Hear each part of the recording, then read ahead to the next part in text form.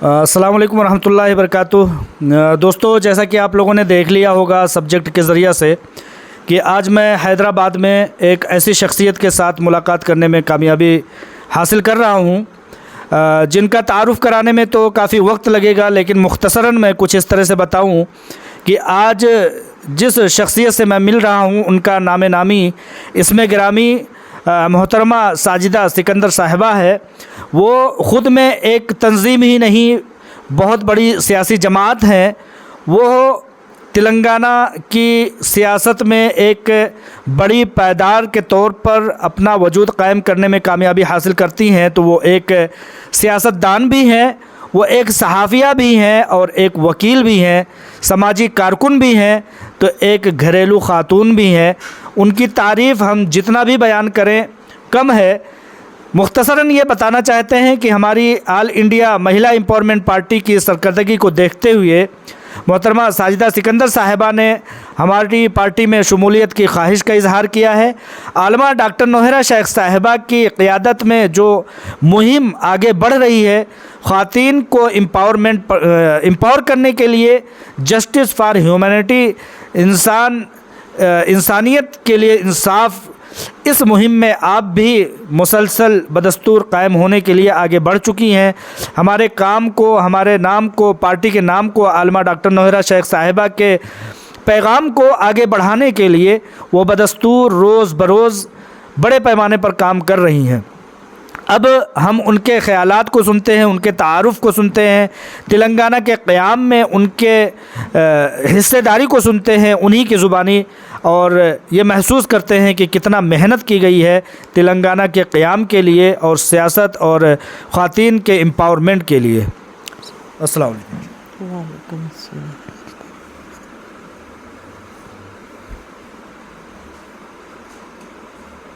बोलिए। अस्सलाम वालेकुम। आज बहुत खुशी मसरत हो रही कि आज हमारे मुतीउर रहमान साहब हैदराबाद, तेलंगाना स्टेट, हैदराबाद सिटी में तशरीफ़ आवर हैं, जिनको हमने मदऊ किया है कि बड़ी खुशनसीबी है कि ये ख़वातीन की तरक्की के लिए रात दिन मेहनत कर रहे हैं। महिला एम्पावरमेंट पार्टी के यूपी के प्रेसिडेंट हैं और हम सबको आगे लेकर चलने की पूरी कोशिश कर रहे हैं। ये सहाफ़ी की हैसियत से, सियासी हैसियत से, समाजी हैसियत से, किसी भी तरीक़े से सब कौम को आगे बढ़ाने के लिए रात दिन जो काविश चल रही है। साथ में मकबूल भाई भी हैं, हैदराबाद शहर के बहुत ही एक सरगर्म कारकुन हैं, जो मेरी एक ग्रुप में एक आवाज़ को जो मैं वॉइस रिकॉर्ड करके उस ग्रुप में दाखिल की थी। आधी रात का टाइम था, शायद एक मसला मुझे बहुत अच्छा लगा, तो मैं हर जगह कुछ ना कुछ अपनी आवाज़ उठाती हूँ। जुल्म के ख़िलाफ़ तो कई आवाज़ें उठा चुकी हूँ मैं, तो उसी तरीक़े से ये ग्रुपों में भी मैं थोड़े बहुत आवाज़ कर सकती हूँ। मुझे हिम्मत है, अल्लाह ताला वो मुझे सलाहियत रखा है मेरे पास। तो मैं वो एक आवाज़ के ज़रिए मुझे मकबूल भाई से मुलाक़ात हो गई और साथ में पार्टी में भी मेरी मुलाक़ातें होते जा रही और महफ़िलें सज रही और मुझे इज़्ज़त बख्शी जा रही है। ये काबिल क़बूल है क्योंकि मैं 20 साल से, मेरा नाम साजिदा सिकंदर है, मैं तेलंगाना स्टेट हैदराबाद में रहती हूँ। मैं काफ़ी मेहनत की हूँ, कोशिश की हूँ, कौम का दर्द रखती हूँ। मैं हर लम्हा कौम के लिए वक्फ़ हो चुकी हूँ। खाने काबा में तवाफ़ में दम निकलना है। मेरी 20 साल की सोशल सर्विस कंप्लीट हो चुकी है और मैं सियासी दौर में भी कदम रख के 2 बार MLA कॉन्टेस्ट करी हूँ और 10 साल पहले मैं हज करके मक्का मदीने का सफ़र तय करते हुए हाजियों की भी खिदमत करी हूँ और मुझे सेंट्रल, स्टेट, डिस्ट्रिक्ट अवार्ड, पूरे कैश अवार्ड विनर हूँ मैं और मुझे कई तरीक़े के गोल्ड मेडलिस्ट हासिल करी हूँ मैं। तो मेरा मकसद यही है कि अगर हम इतने दिनों से इतनी मेहनत कर रहे तो एक जगह आके हम लोग रुक जाते हैं। वो जगह का नाम है, वो उसमें मजहबी तनासुब पैदा हो जाता है, कैस्ट फीलिंग कहते हैं उसे। तो जब मैं 2 बार MLA कॉन्टेस्ट करी तो मैं टिकट के लिए कोशिश करी तो मेरा नाम मज़हब की फीलिंग पे रोक दिया जाता था। तो मैं किसी से नहीं डरती, सिर्फ़ अल्लाह से डरती हूँ। तो मैं अपने आप को अपना राह में सियासी दौर में भी मैं अपने कदम जमाते हुए 2 बार मैं एमएलए कांटेस्ट करी हूँ और तेलंगाना मूवमेंट में मैं फुल टाइम काम करी हूँ और जेलों को जाकर भी मुझे रहने का मौका मिला है। ये खुशकिस्मती है कि मैं तेलंगाना स्टेट के लिए एक सरगर्म मुहिम में मैं हिस्सा लेकर मैं अपना फ़र्ज़ निभाई हूँ, क्योंकि 1200 बच्चे स्टूडेंट्स ख़ुदकशी कर रहे थे। उनकी तकलीफ़ को देख के बर्दाश्त नहीं हो सका। मैं एक सहाफ़ी की हैसियत से मैं तो कवरेज के लिए जाती थी, मगर उस असना में मुझे मेरी अल्फाज, मेरी गुफ्तगू, मेरा बयान सुनते हुए काफ़ी लोग बड़े दानिश्वरान जो भी तेलंगाना के सियासी कायदीन हैं मुतासिर होकर मुझे मुहिम में हिस्सा लेने के लिए बिठा दिए थे। तो मैं कंप्लीट मुहिम में 2001 से केसीआर साहब के जो मुहिम चल रही थी तेलंगाना स्टेट के लिए हासिल करने के लिए, उसमें मैं बराबर हिस्सा लेती रही। मैं ये सोची कि अलग अलग करने से हम बिखर जाएंगे, एक जगह मोतियाँ पुरा के माला बनेंगे। अगर ग्रुप एक जगह हो जाएगा तो हम हर चीज़ हासिल करेंगे।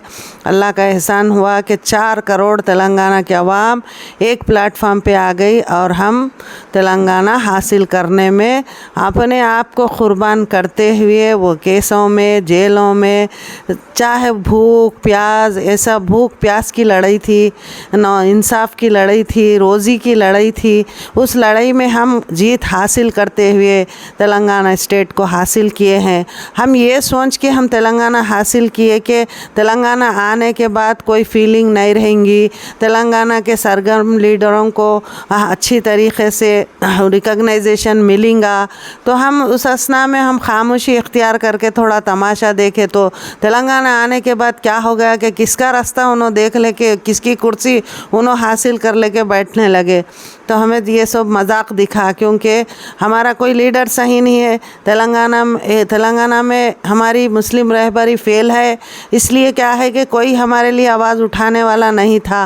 तो कब तक मैं अपने आप के लिए आवाज़ उठाऊं? मैं थोड़ी देर के लिए तमाशा बन के देख रही थी कि कब कैसा वक्त आएगा। मैं ख़वातीन के हुकूक़ के लिए मैं सोशल ऑर्गेनाइजेशन मदर तेरेसा के ज़रिए मैं हुकूक़ के लिए, इंसाफ के लिए मैं फ़ाइट करती हूँ। मैं कभी कोई वक्त खाली नहीं छोड़ती, एक लम्हा भी मेरे लिए बहुत कीमती है। और मैं यही इंतज़ार कर रही थी कि कई पार्टियों में, मैं तेलुगु देशम में 10 साल थी, जब भी मैं एमएलए की ख्वाहिश का इजहार करी, टिकट मांगी तो वहाँ भी मुझे फीलिंग के तौर पे मुझे रुक जाना पड़ा। खैर कोई बात नहीं, I don't know Muslim, I am Indian Muslim. अल्लाह के पास देर है अंधेर नहीं है। अल्लाह ताला जब वक्त आएगा तो बराबर मेरा हक़ मुझे मिलेगा। मैं अल्लाह पे पूरा भरोसा करती हूँ और अल्लाह मेरी मेहनत को चीज़ करेंगे, कामयाब करेंगे, क्योंकि मैं फ़ैमिली को कुर्बान कर दी। मैं कौम के वास्ते में 24 घंटे मैं रोड पे बैठ के मैं मेहनत करके आज ये मुकाम हासिल करके मैं बैठी हुई हूँ। बाज़ाब्ता मैं दीनी माहौल के लिहाज से, दुनियाई माहौल के लिहाज से मैं अपना फ़र्ज़ निभाते हुए मैं समाज को, अपनी फ़ैमिली को अच्छे तरीक़े से खुशहाल देखने के लिए मैं अपना फ़र्ज़ निभाते हुए एक ऐसी पार्टी को मैं नज़र में देखना चाहिए कि अगर समाज में 50% की ख़वातीन जब काम कर रही हैं तो उसमें अगर ख़वातीन भी अगर सियासी मैदान में हिस्सा लेंगे, अगर सियासी मसलों के लिए आवाज़ उठाएंगे तो ख़वातीन के मसले ख़वातीन ख़ुद हल कर ले सकते। इसके लिए 33% रिज़र्वेशन होना है। कोई आज तक महिला के लिए बात करने वाला नहीं है, मगर मेरी बहन डॉक्टर आलमा नारा शेख साहिबा जो ख़वातीन के लिए बेड़ा उठा के ये महिला एम्पावरमेंट पार्टी बना है, बहुत खुशी की बात है। मेरा दिल खुश हो गया। मैं ये सोची कि बराबर मैं ये पार्टी को मेहनत करूँगी, आगे बढ़ाऊँगी और तेलंगाना की कुर्सी पे सीएम को ख़वातीनों में से हिस्सा लेने वाली मेरी बहन नारा शेख को बिठाने के लिए मैं आज़्म हासिल कर चुकी हूँ। मैं वो इरादा कामयाब है तक मैं कभी खामोश बैठने वालों में से नहीं हूँ, क्योंकि इलेक्शन बहुत क़रीब है। और हाल ही में बॉम्बे अंधेरी वेस्ट में जब हिस्सा ली है मेरी खातून बहन, वहाँ पर 15 दिन में 1100 वोट हासिल किए हैं। बहुत खुशी की बात है। वो एक वोट आना भी बहुत मुश्किल है। जब मैं भी इलेक्शन लड़ रही थी तो मुझे सहाफ़ियों ने सवाल किया कि आपको कितने वोट आएंगे, तो मैं सोची थी जब भी मैं 3 वोट आएंगे मेरे घर के, 3 या 4 वोट की, मैं उतना ही मैं इंतज़ार कर रही थी। मैं वही बात कही थी लोगों लोगों के सामने। मगर अल्लाह का एहसान हो गया कि मैं जब राइट्स के लिए फ़ाइट करती हूँ तो मेरे SC ST BC माइनॉरिटी बहनें भाइयाँ सब मिलके मैं एजुटेशन यूनियनों के साथ गद्दार अन्ना जैसे बहुत बड़ी सरगर्म समाजी कारकुन है अन्ना के साथ, मंदा कृष्ण अन्ना जो राइट्स के लिए फ़ाइट करते हैं, आरोग्यश्री हासिल किए हैं आंध्र प्रदेश गवर्नमेंट जब आरोग्यश्री कायम करते हुए। नसीमा बेगम एक लड़की के तकलीफ़ को देख के आरोग्यश्री हासिल करके आज लोगों को सब उसका वाइस राजशेखर रेड्डी के ज़रिए हमारे मंदा कृष्ण अन्ना फाइट करने के बाद वो स्कीम अभी तक चल रही है तेलंगाना में, आंध्र प्रदेश में। तो ऐसे लोगों भाइयों के साथ और बेला नायक साहब तेलंगाना संघर्ष समिति के प्रेसिडेंट थे और मैं वाइस प्रेसिडेंट थी, स्टेट महिला प्रेसिडेंट थी। तो वो भी वो संघर्ष में हिस्सा लेकर हम लोग कई पदयात्रा किए और सेचर कमेटी के लिए 15 पॉइंट प्रोग्राम के लिए हम मुस्लिम इंटेलेक्चुअल फोरम बनाए। असेंबली में हम सेचर कमेटी के बुक्स भी डिस्ट्रीब्यूशन करे। जब KCR साहब 2004 में बाइकाट करे थे असेंबली, हर किस्म का हर काम करे हम एजुकेशन पे। हम रिकॉग्नाइज स्कूल्स चलाए, D.Ed B.Ed कोचिंग करे। अब हमारे को ये सफ़र को कुछ काम नहीं दिख रहा हमारे को। फर्स्ट हेल्थ वेल्थ और एजुकेशन के ऊपर हमारे को एम्प्लॉयमेंट के ऊपर काम करना है। तो हमारा फ़र्ज़ ये बनता है अगर हमारी ख़वातीन बहनें अगर सियासत में हिस्सा लेंगे, अगर वो पार्लियामेंट में MLA MP बन के बैठेंगे तो हर मसले का हल निकलेगा। और मेरे दानिश्वर भाइयाँ हैं, कई सोशल वर्कर भाइयाँ हैं और कई सहाफ़ियाँ हैं, जर्नलिस्टाँ हैं, वो लोगों का भी हक़ मिलेगा, वो लोगों को भी टिकट मिलेगा, वो लोग भी कॉन्टेस्ट करेंगे, वो लोग भी असेंबली पार्लियामेंट को जाएंगे। ये सब बिखरा हुआ तबका है, इनको कोई पूछने वाला नहीं है। किसकी पार्टी है उसके बच्चे MLA MP बन जा रहे हैं, किसकी पार्टी है उसके ख़ानदान को बचा ले रहे, किसकी पार्टी है उन ओहदा ले ले रहे। ऐसी ज़िंदगियाँ कब तक चलते रहेंगे? आज़ादी मिलके 70 साल हो गया, 70 साल 76 ईयर्स हो गए, 76 साल भी हो जाने को आ रहे हैं। तो अब तक हमारे को दलितों को आज़ादी नहीं है, माइनॉरिटीज़ को आज़ादी नहीं है, मेजॉरिटी मुस्लिम्स को आज़ादी नहीं है। ऐसा रहेगा तो कैसा प्रोजेक्ट बनेंगी गवर्नमेंट? पॉपुलेशन बढ़ जा रहा। सेचर कमेटी की रिपोर्ट क्या बोल रही? दलितों से भी बदतर है बोल रही मुस्लिम्स की, मेजॉरिटी मुस्लिम्स की हालत। अब उनका कोई इम्प्लीमेंटेशन करने वाला नहीं है। 12% रिजर्वेशन बोले कुछ नहीं है। तो मैं ये सोच रही हूँ कि ये सब आवाज़ उठाने के लिए ताकतवर खातून नायरा शेख ही ये इस मसले के हल का बेहतरीन इलाज है। तो लिहाजा मैं तमाम मज़हब की बरादरी से अपील कर रही हूँ कि इस पार्टी में हिस्सा लेंगे, इस पार्टी से हम जो भी सियासी मैदान है उसको साथ चलेंगे और असेंबली पार्लियामेंट तक जाएंगे और तेलंगाना में CM की कुर्सी हासिल करेंगे। मेरे को तेलंगाना का एक ही नेटवर्क नहीं है, मेरे को आंध्रा, तेलंगाना, रायलसीमा कौन से भी स्टेट में भी मैं किसी भी टाइम पे इलेक्शन के लिए मैं काम करने के लिए इंटरनेशनल MEP पार्टी में हिस्सा लेने के वास्ते मैं तैयार हूँ। और किसी भी जगह इलेक्शन आएगा तो मेरी स्पीच 2 घंटे की स्पीच रहेंगी। मेरी स्पीच से, मेरी तकरीर से वोट ऐसे पढ़ेंगे कि मैं बता नहीं सकते। अल्लाह ताला वो फ़न मेरे पास अता क्या है। मैं एक राइटर हूँ, रीडर हूँ, सिंगर हूँ, स्पीकर हूँ, एडिटर हूँ, लीडर हूँ, फाइटर हूँ, डायरेक्टर हूँ। मगर मैं पार्टी बनाने वाली थी। पार्टी बनाना कमाल नहीं है, पार्टी को निभाना कमाल है। जैसा शादी करके निभाते फैमिली को, तो पार्टी को वैसे निभा। अब हर आदमी 2 आदमी पार्टी बना लिया, बैठ जा रहा, उसका ब्लैक मनी वाइट मनी कर लेना है, उसकी प्रॉपर्टी बचाना है।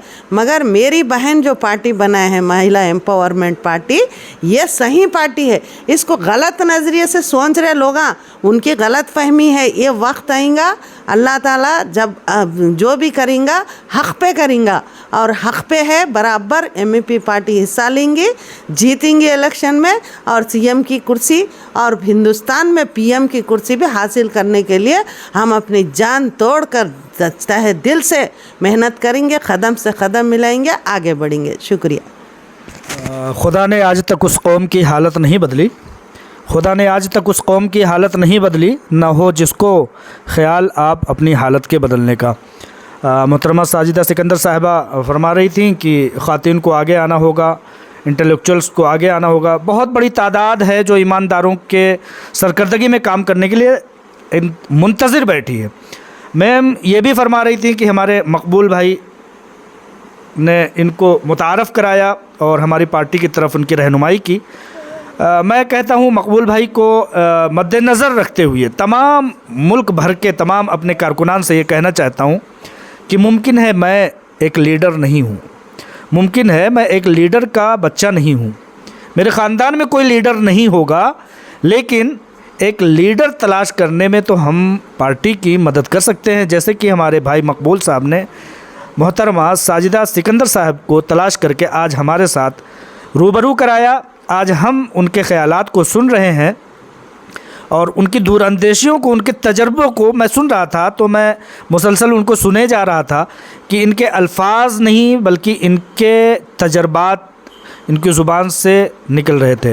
अल्हम्दुलिल्लाह इस तरह के लोगों को, इन मोहतरमा की किस्म के लोगों को तमाम मुल्क भर से तमाम कारकुनान चुन चुन करके लेके आए, जिन्हें अभी तक उनकी काबिलियत होने के बावजूद उनको जगह नहीं दी गई। जगह नहीं दी गई, क्यों नहीं जगह दी गई? क्योंकि उनको सियासत का हिस्सा नहीं बनाया गया, उनको सियासत का शिकार बनाया गया। मतलब उनके ज़रिया से आप सियासत कीजिए, उनको सियासत में हिस्सेदारी मत लीजिए। ख़वातीन जिनके वोटों का हिस्सेदारी एक मर्द के बराबर होता है, लेकिन उनकी तादाद का रेशो आप देखें पूरे मुल्क भर में, पार्लियामेंट में देखें, विधानसभा में देखें। हमारी बहन आलमा डॉक्टर नौहरा शेख साहबा यही कहती हैं कि उनको अगर सियासत में देखा जाए तो ग़ुलाम बना करके रखा गया है। तो ये हाईजैक ही है जो कि ख़वातीन को उनके तमाम वादों के साथ उनके वोटों को लिया जाता है, लेकिन उनके हुकूक़ की बात कोई नहीं करता। आज हम चूँकि हैदराबाद में बैठे हैं और मोहतरमा साजिदा सिकंदर साहिबा इतना बोल्डली, इतना बहादुर अंदाज में ये कहती हुई सुनी जा रही हैं और पूरे मुल्क भर में सुनी जाएंगी कि हम आलमा डॉक्टर नौहरा शेख साहिबा की क़यादत में काम करने के लिए बदस्तूर तैयार हैं। उनको सीएम और पीएम तक पहुंचाने के लिए हम अपना जी जान लगा देंगे। इसी तरह के हज़ारों लाखों लोग ऐसे हैं जो यही नारा लगा रहे हैं। मैं मोहतरमा साजिदा सिकंदर साहिबा से कहना चाहता हूं कि आप हैदराबाद में हैं, यहाँ खौफ व दहशत का एक बहुत बड़ा लहर चलती रहती है, तो क्या आपको कभी डर नहीं लगता? आप जो ऐसे बोल रही हैं कि मतलब हम साथ देंगे, आगे बढ़ेंगे, यहाँ तो बहुत डराने वाले लोग बैठे हैं जो मुल्क भर में घूम घूम करके डराने का काम करते हैं। हम सिर्फ अल्लाह से डरते हैं। ज़िंदगी ज़िंदा दिली का नाम है, मुर्दा दिल क्या खाक जिया करेंगे। खाली आओ बोलो, खाली साजिदा सिकंदर के साए में आओ बोलो, क्योंकि साजिदा सिकंदर एक ज्वालामुखी है। तेलंगाना जैसे मोमेंट में 3 साल रोड पे, 1 साल भूख हड़ताल, गले में फूल का हार डाल के बैठी हूँ। और मुस्लिम अगेनिस्ट बोले तो 6 दिन डे नाइट आमर निराहार दीक्षा बोलते, हंगर स्ट्राइक, वो दीक्षा भूख हड़ताल बैठ के ये साबित करी के मुसलमान को भी तेलंगाना चाहिए, नौकरी चाहिए, रोज़ी रोटी हर चीज़ चाहिए, उसके लिए फ़ाइट करे। ख़ुद कई कंट्रोवर्सी चीज़ें मेरे साथ आए, कई मैं 20 साल से सोशल सर्विस में हूँ। मेरे को ये नहीं समझ में आ रहा कि ऐसा डराने वाला किसको कैसा डराते, पुलिस क्या काम करती, गवर्नमेंट क्या काम करती, ये सब अगर ऐसी चीज़ें हो रही है तो अगर हम ऐसा करेंगे तो हमारे को पकड़ के बंद करके डाल देते जेलों में।